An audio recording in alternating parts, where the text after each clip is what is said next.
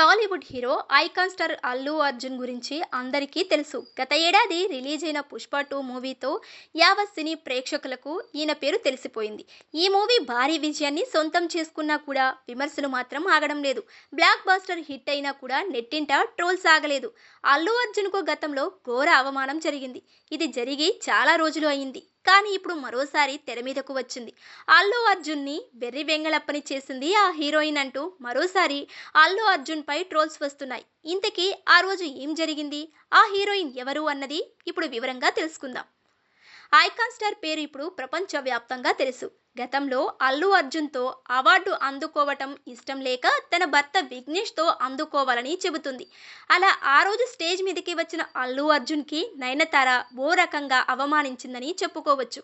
గతంలో ఓ అవార్డు ఫంక్షన్లో తమిళ స్టార్ హీరోయిన్ నయనతారకి అల్లు అర్జున్ అవార్డు ఇవ్వడానికి వెళ్తారు. కానీ విఘ్నేష్ శివన్తో తీసుకోవాలని ఉంది అని చెప్పడంతో అల్లు అర్జున్ కాస్త హట్ అయ్యారు.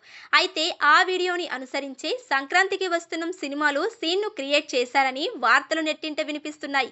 మొత్తానికి ఆ సీన్ మరోసారి వైరల్ అవుతుంది.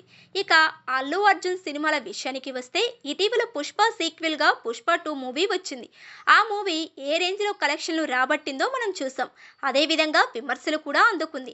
అయితే గతంలో ఎన్నడూ లేని విధంగా ఈ మూవీ 1900 కోట్ల వరకు కలెక్షన్స్ ను అందుకోవటం మామూలు విషయం కాదు. బన్నీ లైఫ్ లో హైయెస్ట్ గ్రాసర్ మూవీగా నిలిచింది. ఇక ప్రస్తుతం త్రివిక్రమ్ తో ఓ మూవీ రాబోతుందని గత కొద్ది రోజులుగా వార్తలు వినిపిస్తున్నాయి. కానీ ఇప్పుడు బన్నీ ఆ మూవీని పక్కన పెట్టినట్లు తెలుస్తుంది.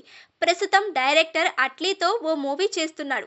ఈ మూవీని త్వరగా ఫినిష్ చేయాలని బన్నీ భావిస్తున్నాడు. ఆ తర్వాత త్రివిక్రమ్తో మూవీని చేస్తున్నాడని టాక్. ఆ తర్వాత మరో 2 తమిళ ప్రాజెక్టులకు గ్రీన్ సిగ్నల్ ఇచ్చాడని సమాచారం.